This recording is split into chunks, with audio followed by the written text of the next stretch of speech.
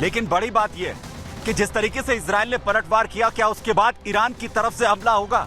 और अगर ईरान हमला करता है तो आखिर ईरान की मिसाइल पावर क्या है, वो मैं आपको यहां पर बताता हूं। दरअसल ईरान भी बेहद ताकत मिडिल ईस्ट के अंदर रखता है। इजराइल की तरह वो भी बेहद ताकतवर है। वहीं जहां पर सेजिल जो 2500 किलोमीटर तक उसकी मिसाइल है, वो अटैक यहां कर सकती है। इसके अलावा खैबर मिसाइल 2000 किलोमीटर तक मारक क्षमता रखती है, जो कि इजराइल तक टारगेट कर सकती है। वहीं हज कासिम 1400 किलोमीटर का तक वार करने की ताकत रखती है। और इसके अलावा शाहब 3 जो 1000 किलोमीटर की रेंज तक अपने दुश्मनों को ढेर करने की ताकत ईरान की मिसाइल रखती है। इमाद-1 2000 किलोमीटर तक ये मारक क्षमता वाली मिसाइल है, जिसे ईरान ऑन करता है। और इसीलिए पूरी दुनिया में इस वक्त टेंशन है कि इजराइल की तरफ से जवाब दिया जा चुका है, लेकिन क्या अब पलटवार ईरान की तरफ से भी होगा? और अगर ये पलटवार होगा तो आखिर क्या ये युद्ध परमाणु युद्ध में बदल जाएगा? और इसलिए टेंशन अमेरिका तक भी है। अमेरिका के विदेश मंत्री एंटनी ब्लिंकन लगातार अलग अलग देशों में जाकर, चाहे आप कतर की बात कीजिए, मिस्र की बात कीजिए, अब युद्ध विराम की कोशिश करते हुए नजर आ रहे हैं, क्योंकि उन्हें पता है कि अगर इजराइल और ईरान के बीच युद्ध भड़का तो यह परमाणु युद्ध में भी तब्दील हो सकता है।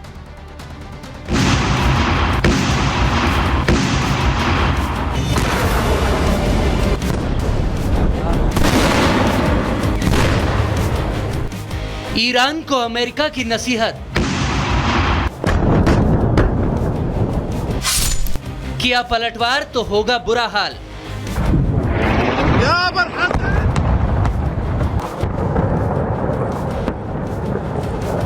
गाजा से शुरू हुई युद्ध की आग अब 2000 किलोमीटर दूर तेहरान तक पहुंच गई। ईरान की धरती पर इजरायली बमबारी से इलाके में तनाव अपने चरम पर पहुंच गया। 1 अक्टूबर को हुए ईरानी मिसाइल अटैक के बाद इजराइल ने भी अपना बदला पूरा कर लिया है। लेकिन इजराइल के हवाई हमलों के बाद ईरान भी अपनी ताकत दिखा सकता है।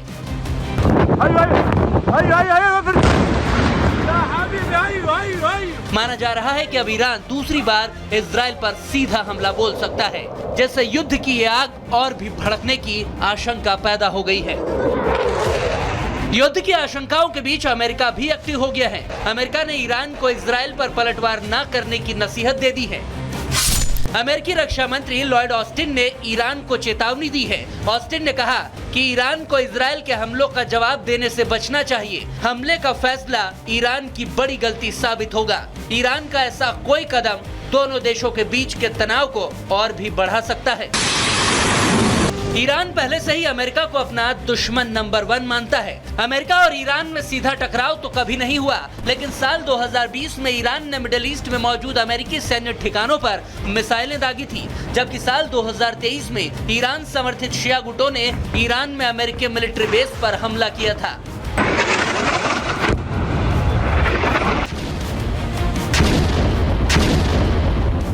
अब अगर ईरान फिर से इजराइल पर हमले करता है तो मिडिल ईस्ट में भीषण युद्ध शुरू हो सकता है, जिसमें इजराइल के समर्थन में ईरान के खिलाफ अमेरिका को भी अपने सैनिक उतारने पड़ सकते हैं। फिलहाल अमेरिका की धमकी से झुकने के मूड में ईरान बिल्कुल नहीं दिख रहा है।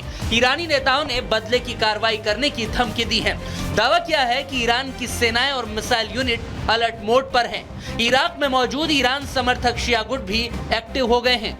ईरान के तेवरों से साफ है कि ईरान न झुकने को तैयार है और न पीछे हटने को।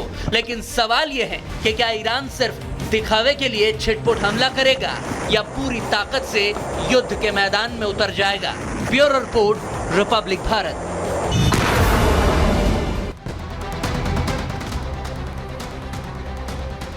लेकिन अमेरिका की तरफ से साफ तौर पर चेतावनी ईरान को दी गई है कि इस युद्ध में अब वो रिटेलिएट यानी पलटवार ना करे। और दूसरी चुनौती ईरान के लिए भी है कि अगर वो अमेरिका की तरफ से जो चुनौती दी गई है, चेतावनी दी गई है, उसे नहीं मानता है तो अमेरिका भी इसमें सीधे तौर पर उतर सकता है। और मैं आपको समझाने की कोशिश कर रहा हूं।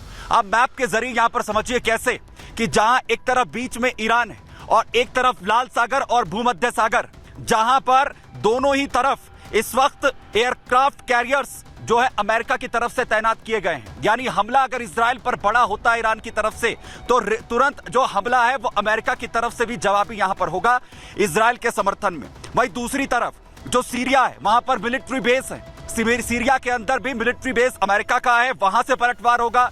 इराक से भी लगातार अमेरिका जो है वो ऑपरेट करता है, उसके लिए भी ईरान के लिए खतरा है। तो वहीं दूसरी तरफ जॉर्डन से भी घिरा हुआ है, जहां पर मिलिट्री बेस अमेरिका ऑन करता है, वहां पर भी अमेरिका के सैनिक हैं।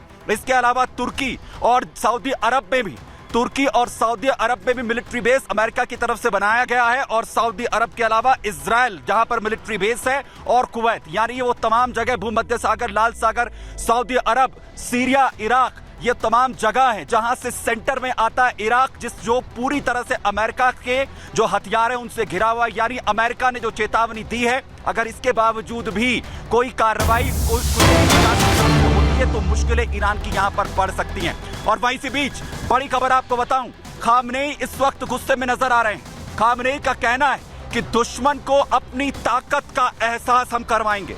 जिस तरीके का हमला हुआ उसके बाद अब पलटवार भी करवाएंगे, अपनी ताकत का एहसास कराएंगे, खामनेई का कहना है। ईरान को कमजोर समझने की गलती ना करे इजराइल। इजराइल ने ईरान को कमजोर समझने की गलती की है।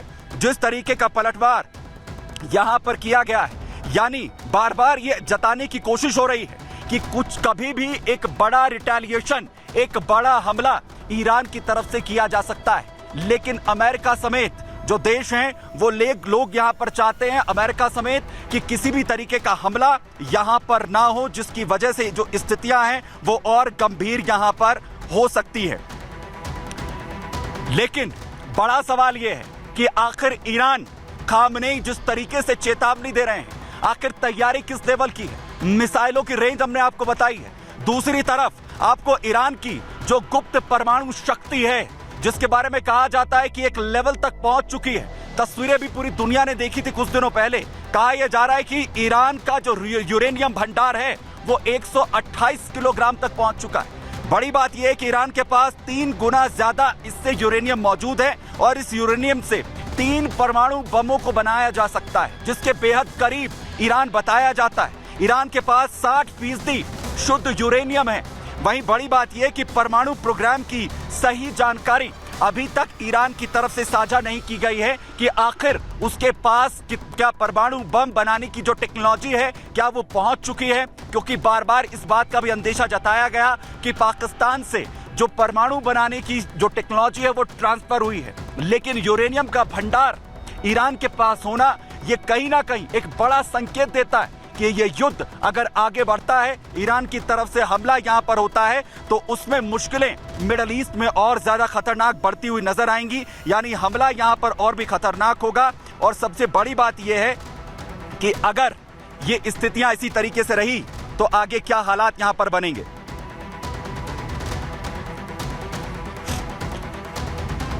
तो ये हुई बात मिडल ईस्ट में जहां एक तरफ हालात तनावपूर्ण है, उधर भारत और चीन बॉर्डर पर ऐतिहासिक समझौता हुआ है। ब्रिक्स सम्मेलन में प्रधानमंत्री नरेंद्र मोदी और चीन के राष्ट्रपति शी जिनपिंग की मुलाकात होती है। एलएसी के देपतांग और डेमचोक, जिसके बेहद करीब हम हैं, यहां सेना हटाने का ऐतिहासिक फैसला लिया जाता है। और लेकिन इस फैसले को लेकर भारत के विदेश मंत्री एस जयशंकर ने एक बड़ा बयान यहां पर दिया, जिसमें उनका यह कहना है कि चीन पर एक तरफा भरोसा नहीं किया जा सकता है। क्यों कह रहे हैं विदेश मंत्री, सुनिए जरा।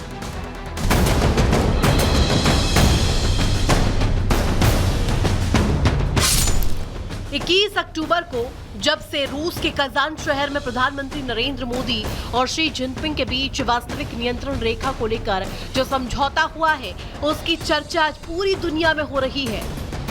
कहा जा रहा है कि प्रधानमंत्री नरेंद्र मोदी और चीनी राष्ट्रपति शी जिनपिंग की मुलाकात के बाद एलएसी पर सब कुछ ठीक हो जाएगा। लेकिन अब भारत के विदेश मंत्री एस जयशंकर के एक बयान ने खलबली मचा दी है।